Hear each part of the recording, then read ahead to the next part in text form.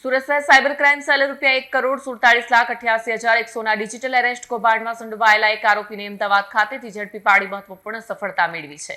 Police તપાસ મુજબ આરોપીઓ મુંબઈ સાયબર ક્રાઇમ વિભાગ સીબીઆઈ હેડ સતીશ નિકમ અને સીબીઆઈ ચીફ આકાશ કુલહરી તરીકે ખોટી ઓળખ આપી ફરિયાદીને ડરાવ્યો હતો। આરોપીઓએ ફરિયાદીને જણાવ્યું હતું કે તેમના આધાર કાર્ડ પરથી ખરીદાયેલા સિમ કાર્ડનો ઉપયોગ મની લોન્ડરિંગ તેમજ દેશ વિરોધી મેસેજ માટે કરવામાં આવ્યો છે।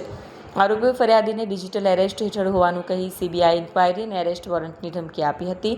ત્યારબાદ વોટ્સએપ મારફતે મુંબઈ પોલીસ અને ક્રાઇમ બ્રાન્ચના નકલી દસ્તાવેજો મોકલી આરબીઆઈ વેરિફિકેશનના બહાને ફરિયાદી પાસેથી ₹1.47 કરોડથી વધુની રકમ વિવિધ બેંક એકાઉન્ટમાં ઓનલાઈન ટ્રાન્સફર કરાવી હતી। આ મામલે 18 ફેબ્રુઆરી 2026ના રોજ સુરત સાયબર ક્રાઇમ પોલીસ સ્ટેશનમાં ભારતીય ન્યાય સંહિતા 23 તથા આઈટી એક્ટની વિવિધ કલમો હેઠળ ગુનો નોંધાયો હતો।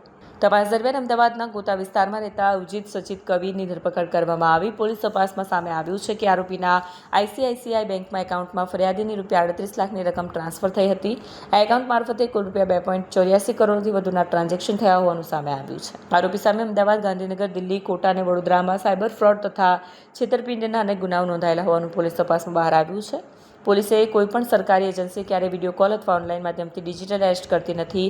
કોઈ અજાણી વ્યક્તિ દ્વારા પોલીસ, સીબીઆઈ અથવા અન્ય એજન્સીના નામે ધમકી આપવામાં આવે તો ગભરાયા વગર નજીકના પોલીસ સ્ટેશન અથવા પરિવારજનોનો સંપર્ક કરવા।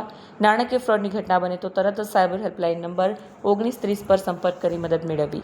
એક 72 વર્ષના સિનિયર સિટીઝન સાથે ₹1,47,00,000નું ડિજિટલ એરેસ્ટ કરવામાં આવ્યું ડિજિટલ એરેસ્ટ ફ્રોડ કરવામાં આવ્યું હતું, જેમાં જે સામેવાળા હતા એ લોકો પોતાનું ઓળખ એક સીબીઆઈ ઓફિસર તરીકે આપી હતી અને એમને એમ કહેવામાં આવ્યું હતું કે તમારો જે આધાર કાર્ડ છે એક સિમ કાર્ડ ઇસ્યુ કરવામાં યુઝ કરવામાં આવ્યું હતું અને જે એ સિમ કાર્ડ છે એક મની લોન્ડરિંગ કેસ જે નરેશ ગોયલની ઉપર ચાલે છે મુંબઈ ક્રાઇમ બ્રાન્ચ દ્વારા એમાં સંડોવાયેલ છે અને એટલા માટે તમારું જે આખું એસેટ છે એ ફ્રીઝ કરવાનું છે અને તમે તમારા જેટલા પણ પોર્ટફોલિયો કે ઇન્વેસ્ટમેન્ટ છે બધા લિક્વિડેટ કરીને અમે લોકો જે ખાતું તમે લોકો આપી રહ્યા છે એ તમે એમાં ટ્રાન્સફર કરી દો અને એવી રીતે એમની સાથે એક છેતરપિંડી કરવામાં આવી હતી। આ જે ડિજિટલ એરેસ્ટનો ગુનો છે એ 28 દિવસ સુધી ચાલતું હતું અને પછી પાછળથી અમે લોકોને બેંક દ્વારા ખબર પડી કે આ માણસ સાથે ખરેખર ડિજિટલ એરેસ્ટનો ગુનો બની રહ્યું છે અને પછી આ ગુનો દાખલ કરવામાં આવ્યું અને પછી ટેકનિકલ વર્કઆઉટ તરીકે